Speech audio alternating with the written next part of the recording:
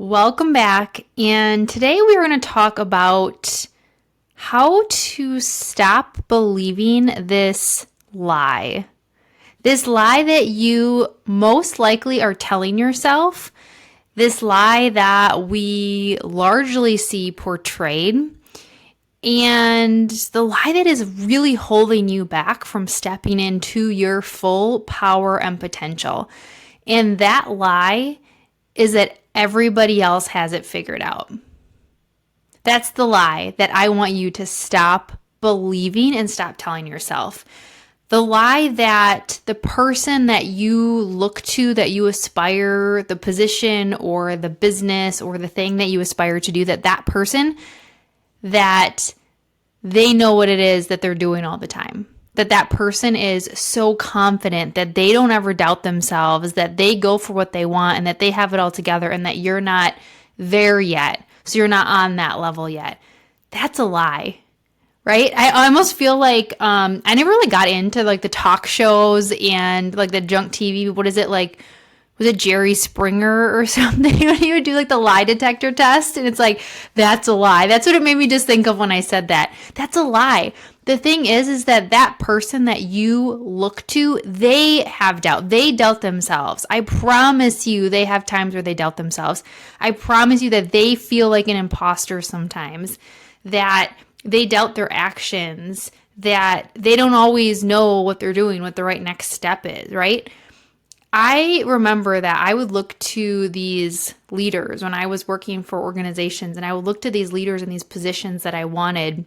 And I remember just thinking, wow, they have it all together, right? In meetings, I was like, oh, they're so confident and they're so smart and they're so strategic. And I didn't feel like that's who I was. I didn't feel like I had all of that. So I was like, oh, I'm not ready for that yet. Or if I'm still feeling this way, that must mean I'm not ready for that. And then I remember feeling that when I started my business, is looking to these people who had, these thriving businesses, who seemed really successful and confident. And I was like, wow, they're so confident. They're so bold. They're so decisive.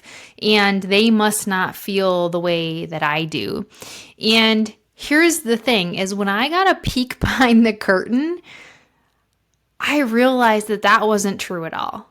And I think it's one of the greatest gifts that I've been given in being able to coach other people and kind of be involved in people's leadership journeys and their business journeys, is when I started coaching these high-level executives and leaders and business owners, I realized that they deal with the same stuff that I dealt with when I was just growing in my career. I realized that they were having the same struggles as the new managers. And granted, there's different levels and there's different levels of responsibility and things, but the foundation of the struggles that they were having was the same. From the new manager I'm coaching up through the executive I'm coaching, there was a lot of the similar things around feeling like they were an imposter. That imposter syndrome is transcending roles. And they wanted to work on their confidence just as much as these new managers wanted to work on their confidence. And new business owners to experienced business owners, they doubted themselves.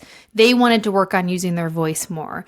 And so I got a peek behind the curtain to realize that it is not true. That lie that I was telling myself and that you're probably telling yourself is that they don't feel that way. And when I got into rooms and masterminds and events with business owners and things like that, and they were further along than me, I got to see, wow, they deal with the same stuff. They have got more experience navigating it, and they do it anyways, even when they're scared, but they still doubt themselves. They still get scared. They still have days that they don't want to show up because they're asking themselves, what was I even thinking? Why did I even think I could do this? And in realizing that, it gave me permission to pursue things even if I was scared, and to pursue things even if I didn't have it all figured out yet. And I really want you to think about that, because I think this is one of the biggest differentiators that you can experience in your confidence and the growth that you can have wherever your career is taking you, is to stop waiting to feel ready, to stop waiting and telling yourself that since you're still not super confident or that you're not super clear, that it means you aren't ready, because you're never going to fully feel that to an extent. Granted, we can tool ourselves up and we can build our skills and we can get practice, but you're still going to have those times. You're still going to feel that at all the different levels of growth. And so if you keep waiting to not feel that way, you're going to just keep waiting, right? And so when you stop telling yourself this lie that others don't feel it, or that you shouldn't feel it, you give yourself permission to go after and do the thing. Giving yourself that permission to go after and do and pursue the thing. And when I listen to other leaders and mentors and people who have really successful careers in this personal development space, and the big speakers, they have podcasts and they're at events and they're talking about feeling these things, it always serves as that reminder that no one is excluded from feeling this, right? They feel that. They feel like an imposter every time they start a new business adventure. They doubt themselves every time that they, pursue something that's bigger than they've ever done. So nobody's excluded from feeling this way. They just do it anyways, and they just push through it. And that's the thing, is you're going to feel it, and to stop making it mean that you're not qualified to do it. Even just recently, I was submitting something that I've done many times, submitting this proposal, and I've done this many times. This is like my area of expertise that I help with. And for some reason, this self-doubt was creeping in. And, you should always feel a little bit of that like nervousness and excitement. But I was feeling this like heavy self-doubt that was really causing me to procrastinate on doing it, and really just causing me to question myself. Is this the right thing? Am I the right person for this? Am I proposing the correct thing?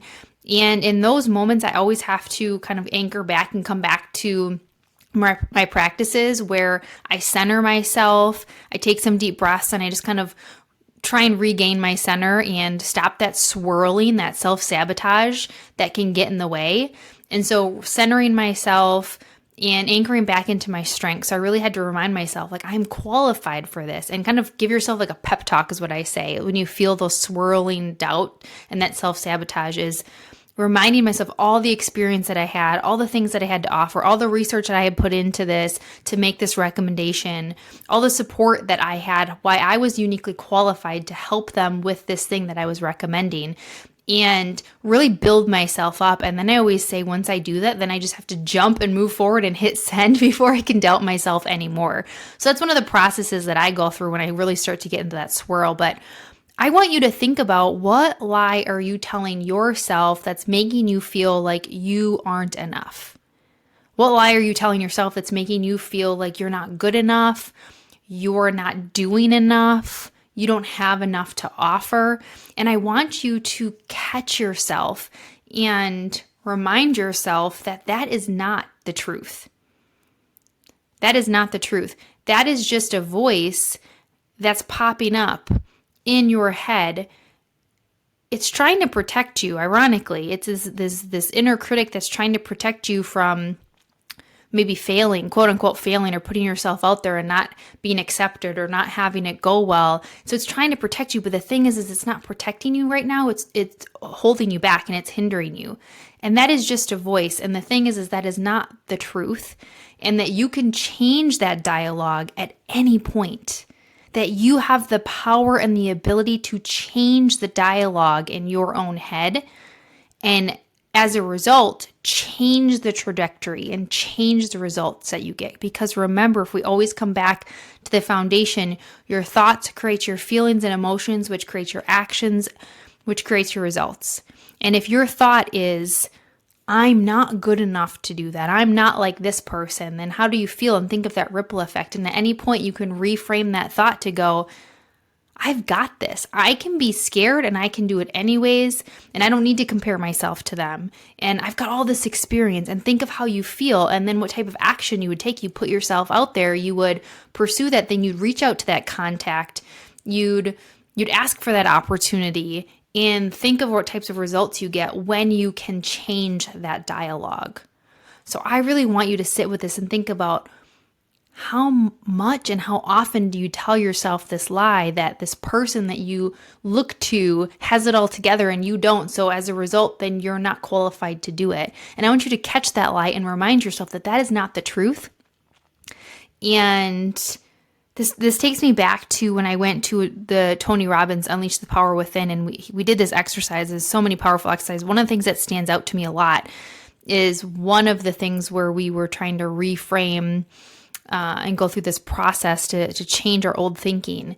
And one of the processes, Tony Robbins kept having us say this: now I am the voice. I will lead, not follow. And that sticks with me a lot because you at any point can change that voice in your own head and take control of those swirling thoughts and change it. So I want you to think about that. Now I am the voice. I will lead, not follow. And what is that new dialogue that you want to create to help you to get the results that you want? All right, try this out, and I can't wait to see you next time.